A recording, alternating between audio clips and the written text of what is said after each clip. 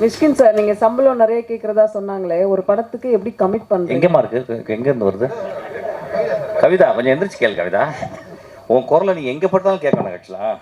என்னம்மா சம்பளம் அதிகமா கேக்குறதா சொன்னாங்களே. ஆமா, அதாவது டேரக்ட் பண்றது கொடுக்க மாட்டேன்றாங்க, ஆனால் நடிக்கிறது கேட்கறது கொடுத்துறாங்க.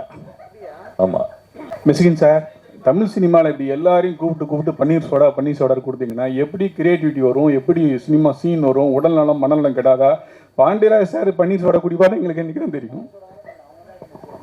நீங்க பன்னீர் சோடா குடிச்சது இல்லையா? பன்னீர் சோடா குடிச்சு பாருங்க, உங்களுக்கு உடல் நலம், அறிவு நலம், மனநலம் எல்லாமே நல்லா ஜாஸ்தி ஆகும் ஆக்சுவலா. அது வந்து கோட் வேர்டு.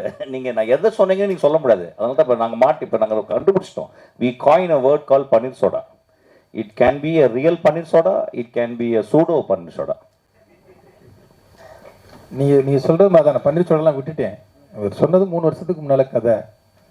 நீ ரொம்ப நல்லவன்டா வெங்காய கற்பா.